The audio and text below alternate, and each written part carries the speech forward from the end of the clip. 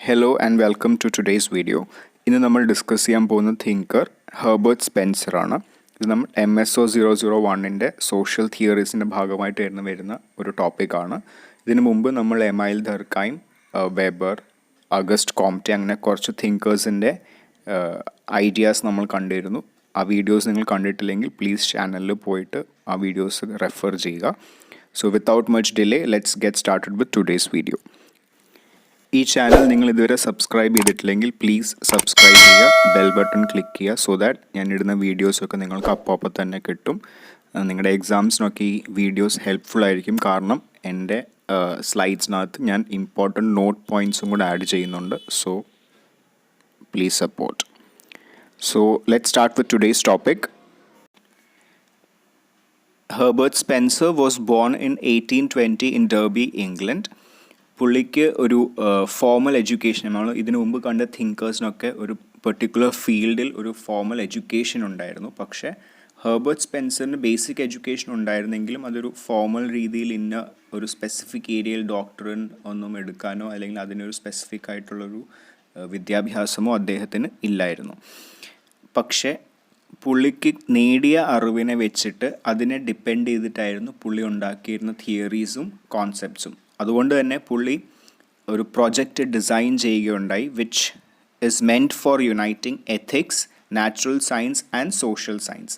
എത്തിക്സും നാച്ചുറൽ സയൻസും സോഷ്യൽ സയൻസിനെയും കൂടി ചേർത്ത് പുള്ളി ഡിസൈൻ ചെയ്ത ഒരു പുതിയ സ്റ്റഡി കൊണ്ടുവന്നു, which is called synthetic philosophy. അതുകൊണ്ട് തന്നെ നമുക്ക് അദ്ദേഹത്തെ ഒരു ഫിലോസഫറായിട്ട് വേണമെങ്കിലും ഡിസ്ക്രൈബ് ചെയ്യാം. അദ്ദേഹത്തിൻ്റെ ഒരു ഫേമസ് ബുക്കാണ് സോഷ്യൽ സ്റ്റാറ്റിക്സ്. അത് ഹ്യൂമൻ ഹാപ്പിനെസ്സിനെ കുറിച്ചാണ് അത് ഡിസ്കസ് ചെയ്യുന്നത്. അത് പറഞ്ഞ് ഇത്രയേ ഉള്ളൂ.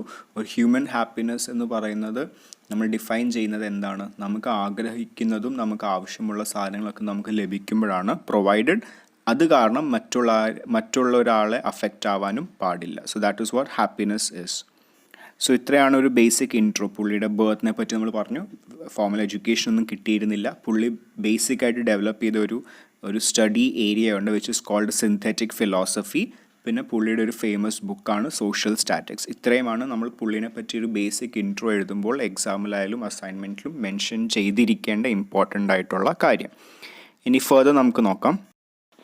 നേരത്തെ പറഞ്ഞ പോലെ പുള്ളിക്ക് ഈ ഒരു ഫോമൽ ഒരു പെർട്ടിക്കുലർ ഫീൽഡിൽ ഒരു എഡ്യൂക്കേഷൻ ഇല്ലാഞ്ഞതുകൊണ്ട് തന്നെ പുള്ളി പഠിച്ചിരുന്ന നാച്ചുറൽ സയൻസിൻ്റെ ചില സയൻറ്റിസ്റ്റുകളായിരുന്നു ഹെർബർട്ട് സ്പെൻസറിനെ കൂടുതലായി ഇൻഫ്ലുവൻസ് ചെയ്തിരുന്നത്. അതിൽ ചിലരാണ് Charles Darwin, von Baer, Malthus. അപ്പോൾ ചാൾസ് ഡാർവിൻ്റെ തിയറി ഓഫ് എവല്യൂഷൻ നമുക്കറിയാം അല്ലേ? തിയറി ഓഫ് എവല്യൂഷൻ അല്ലെങ്കിൽ തിയറി ഓഫ് നാച്ചുറൽ സെലക്ഷൻ എന്ന തിയറീസ് അദ്ദേഹത്തെ നല്ലപോലെ ഇൻഫ്ലുവൻസ് ചെയ്തിരുന്നു. അതുപോലെ തന്നെ വോൺ ബെയറിൻ്റെ തിയറി ഓഫ് എംബ്രിയോളജി അല്ലേ? ഒരു ഹ്യൂമൻ ആയാലും ഏത് ലിവിങ് ബീങ്ങിൻ്റെയും ഫീറ്റേഴ്സിൽ നിന്ന് ആ എംബ്രിയോ ഡെവലപ്പ് ചെയ്യുന്ന ഓരോ സ്റ്റേജിനെ പറ്റിയുള്ള എവല്യൂഷണറി ഡിസൈൻസിനെ പറ്റി അയാൾ മനസ്സിലാക്കി. പിന്നെ മാൽത്തസിൻ്റെ theory of population growth and the food income.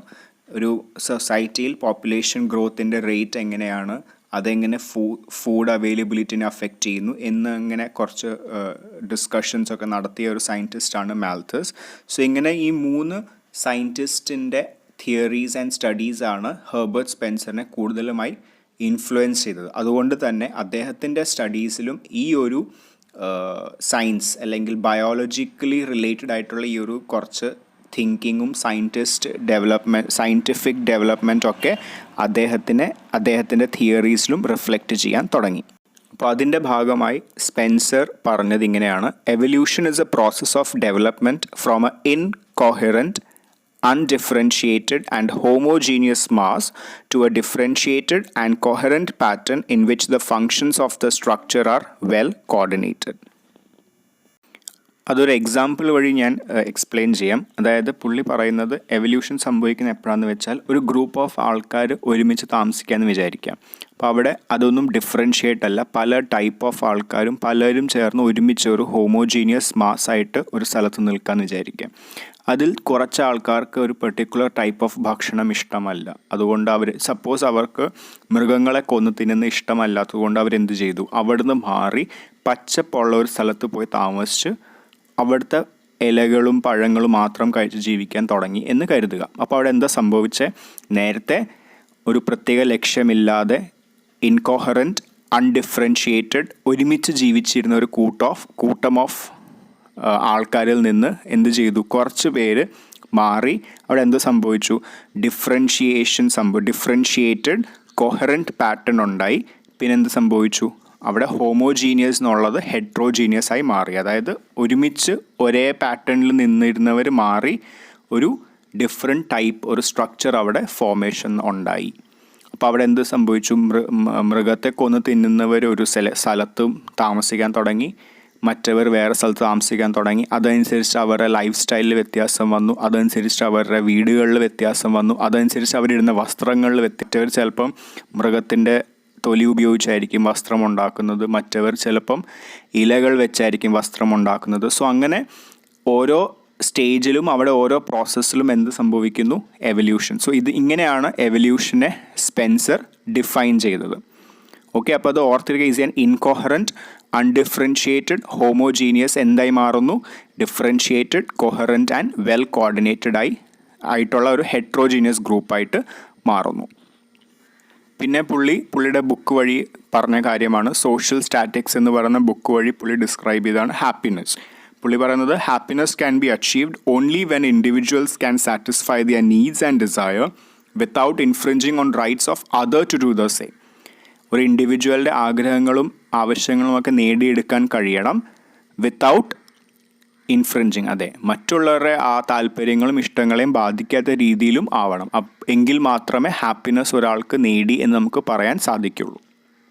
അതിനെ ബേസ് ചെയ്തിട്ടാണ് പുള്ളി law of ethics and morality ഉണ്ടായത്. അതായത് ഏത് കാര്യം ചെയ്യുമ്പോഴും അതിന് അതിൻ്റേതായ എത്തിക്സ് വേണം, അല്ലെങ്കിൽ ഒരു മൊറാലിറ്റി ഉണ്ടാവണമെന്ന് പുള്ളിയുടെ ലോയിലൂടെ ഡിസ്ക്രൈബ് ചെയ്യാൻ തുടങ്ങി. ഇപ്പോൾ അതായത് ഫോർ എക്സാമ്പിൾ എടുക്കുക, ഇപ്പോൾ ഞാനൊരു വീഡിയോ ക്രിയേറ്റ് ചെയ്യുന്നു, എനിക്ക് വേണമെങ്കിൽ ഈ കണ്ടൻറ്റ് വേറെ ആരെങ്കിലും ഡൗൺലോഡ് ചെയ്തിട്ട് എഡിറ്റ് ചെയ്തങ്ങ് ഇട്ടാൽ മതി. പക്ഷെ അവിടെ ലോ ഓഫ് എത്തിക്സ് ആൻഡ് മൊറാലിറ്റിനെ അത് അഫക്റ്റ് ചെയ്യുന്നു. അതുകൊണ്ട് ഞാൻ എന്ത് ചെയ്യുന്നു? ഞാൻ സ്വന്തമായിട്ടൊരു സ്ലൈഡ് ഉണ്ടാക്കി കണ്ടൻറ്റ് വായിച്ച് ഇഗ്നോ സൈറ്റ് അല്ലെങ്കിൽ പല സൈറ്റ് റെഫർ ചെയ്ത് കണ്ടൻറ്റ്സ് ഞാൻ കൺക്ലൂഡ് ചെയ്ത് സ്വന്തമായി പ്രിപ്പയർ ചെയ്ത് സ്വന്തമായി ഓഡിയോ കൊടുത്ത് റിലീസ് ചെയ്യുന്നു. So what happens is like അവിടെ ഒരു law of ethics and morality അവിടെ എക്സിസ്റ്റ് ചെയ്യുന്നു. So this is what he suggested. അപ്പോൾ നേരത്തെ നമ്മൾ കണ്ടു how highly he is influenced with the biologist, അല്ല, നമ്മൾ ഡാർവിനും അവരുമായിട്ടൊക്കെ എത്ര ഇൻഫ്ലുവൻസ്ഡ് ആണെന്ന് നമുക്ക് മനസ്സിലായി. അതുകൊണ്ട് തന്നെ പുള്ളിയുടെ സ്റ്റഡീസിലും പുള്ളി എന്ത് ചെയ്തു? ഓർഗാനിസ്മിക് അനോളജി കൊണ്ടുവരാൻ ശ്രമിച്ചു. അതായത് അനാലജി എന്ന് വെച്ചാൽ ഒരു ടൈപ്പ് ഓഫ് കമ്പാരിസൺ ആണ്. അപ്പോൾ പുള്ളി എന്ത് ചെയ്തു? ഒരു ഹ്യൂമൻ ഇൻഡിവിജ്വലിൻ്റെ ശരീരഭാഗങ്ങൾ എങ്ങനെയാണോ കോർഡിനേറ്റഡ് അതുപോലെ സൊസൈറ്റിനെയും അസ്യൂം ചെയ്യാൻ തുടങ്ങി. അതായത് ഒരു സൊസൈറ്റിയിലെ ഇൻഡിവിജ്വൽ എന്ന് പറയുന്നത് ചിലപ്പം അത് ന്യൂക്ലിയസ് അല്ലെങ്കിൽ ഒരു ഹാർട്ടായിട്ട് കൺസിഡർ ചെയ്താൽ ബാക്കി ശരീരഭാഗങ്ങൾ എങ്ങനെയാണ് ആ ഹാർട്ടുമായിട്ട് റിലേറ്റഡ് എന്ന് വെച്ചാൽ അതുപോലെ ഒരു ഇൻഡിവിജ്വൽ എങ്ങനെയാണ് സൊസൈറ്റിയുമായിട്ട് റിലേറ്റഡ് എന്നൊക്കെയുള്ള സ്റ്റഡീസ് പുള്ളി എൻകോപ്പറേറ്റ് ചെയ്യാൻ തുടങ്ങി. അതാണ് ഓർഗാനിസ്മിക് അനാലജി എന്ന് നമ്മൾ ഉദ്ദേശിക്കുന്നത്. പിന്നെ ഫങ്ഷണലിസം എന്നൊരു ടേമും പുള്ളിയുടെ സ്റ്റഡീസിൽ നിന്ന് പുള്ളി കൊണ്ടുവന്നു. അതൊരു ഇമ്പോർട്ടൻറ്റ് ടേമാണ്.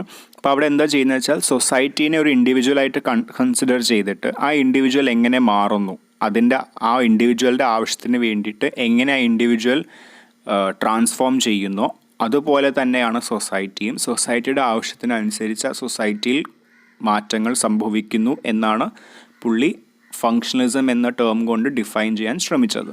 അതിൻ്റെ എക്സ്പ്ലനേഷൻ്റെ ഭാഗമായിട്ട് പുള്ളി ബയോളജിക്കൽ ടേംസ് തന്നെയാണ് എടുത്തത്. ഒരു ഇൻഡിവിജ്വലിൻ്റെ മോർഫോളജിക്കൽ വ്യത്യാസങ്ങൾ, അതായത് അതിൻ്റെ ശരീരത്തിൽ ഹാർട്ട്, ലങ്സ് എന്നുള്ള പോലെ തന്നെ സൊസൈറ്റിയിൽ ഒരു സ്ട്രക്ചർ ഉണ്ടാവും. ആ ടേമിൻ്റെ കമ്പാരിസണാണ് പുള്ളി നടത്തുന്നത്. മോർഫോളജി എന്ന് പറയുമ്പോൾ ഒരു ഹ്യൂമൻ സ്ട്രക്ചറിനെ വെച്ച് കമ്പയർ ചെയ്യുമ്പം, സ്ട്രക്ചർ എന്ന് പറയുമ്പം നമ്മൾ ഒരു സൊസൈറ്റിനെ ബേസ് ചെയ്ത് പറയുമ്പോൾ, അതുപോലെ ഫിസിയോളജി, ഒരു ഹ്യൂമൻ ബോഡിക്കകത്ത് ഹാർട്ട്, ലങ്സ് എല്ലാം ഉണ്ടെങ്കിലും അവിടെ ഒരു പ്രോസസ്സ് നടക്കുന്നുണ്ട്, അല്ലേ? മെറ്റബോളിസം നടക്കുന്നു. നമ്മൾ ഫുഡ് കഴിക്കുമ്പോൾ അത് ഡൈജഷൻ നടക്കുന്നു. അങ്ങനെ പ്രോസസ്സ് നടക്കുന്നുണ്ട്. ആ പ്രോസസ്സ് കാരണമാണ് മോർഫോളജി വലുതാവുന്നത്. സിമിലർലി സൊസൈറ്റിയിലും ഒരു പ്രോസസ്സുണ്ട്. ആ പ്രോസസ്സ് കാരണമാണ് സൊസൈറ്റിയുടെ സ്ട്രക്ചർ മാറുന്നത്. സോ ആ ഒരു കമ്പാരിസണും ആ ഒരു സ്റ്റഡിയുമാണ് ആര് മുന്നോട്ട് വെച്ചത്? ഹെർബർട്ട് സ്പെൻസർ മുന്നോട്ട് വെച്ചത്. ആ ഒരു സ്ട്രക്ചറിൻ്റെ എക്സാമ്പിളായിട്ടാണ് പുള്ളി 2 ടൈപ്പ് ഓഫ് സ്ട്രക്ചേഴ്സ് പറയുന്നത്, militant structure and industrial structure. അതിന് ഇമേജ് കൊടുത്തിട്ടുണ്ട്, അതിൽ നിന്ന് നമുക്ക് അതിൻ്റെ ഡിഫറൻസസ് മനസ്സിലാക്കാവുന്നതേ ഉള്ളൂ. ഒരു മിലിറ്റൻറ്റ് സ്ട്രക്ചർ എന്ന് പറയുമ്പോൾ അതെങ്ങനെ ആ സൊസൈറ്റിനെ അഫക്റ്റ് ചെയ്യുന്നു, അവിടെ എത്ര വയലൻസ് ആൻഡ് ഡിസ്റ്റർബൻസ് ഉണ്ടാകുന്നു എന്നുള്ള കാര്യങ്ങളൊക്കെ നമുക്ക് അവിടെ നിന്ന് മനസ്സിലാക്കാം. അതേസമയം ഒരു ഇൻഡസ്ട്രിയൽ സ്ട്രക്ചർ എന്ന് പറയുമ്പോൾ അവിടെ പൊല്യൂഷനും കാര്യങ്ങളൊക്കെ ഉണ്ടെങ്കിൽ പോലും അവിടെ ഹ്യൂമൻ ലൈഫിന് കുറച്ചും കൂടെ ബെനിഫിറ്റ് ആണ് അല്ലേ, അവർക്ക് ജോലി ലഭിക്കുന്നു, പീസ്ഫുൾ എൻവയൺമെൻ്റ് ആണ്. സോ അങ്ങനത്തെ കുറേ ബെനിഫിറ്റ്സ് ആ സ്ട്രക്ചറിലുണ്ട്. ഇത് ജസ്റ്റ് ഒരു എക്സാമ്പിളായിട്ട് പുള്ളി പറഞ്ഞാണ്. അങ്ങനെ പല ടൈപ്പ് ഓഫ് സ്ട്രക്ചേഴ്സ് സൊസൈറ്റിയിൽ ഉണ്ട്. സോ ഇത്രയും നോളജ് വെച്ചിട്ട് ഫൈനലി പുള്ളി എന്ത് ചെയ്തു, ഒരു സോഷ്യൽ സിസ്റ്റമിൽ ഒരു മോഡൽ ഓഫ് സ്ട്രക്ചറിങ് പുള്ളി ഇൻട്രൊഡ്യൂസ് ചെയ്തു. അപ്പോൾ അതിൽ പുള്ളി എക്സ്പ്ലെയിൻ ചെയ്യുന്ന പ്രകാരം 4 ബേസിക് പ്രോസസ്സസ് ആണുള്ളത്. എന്താണ്?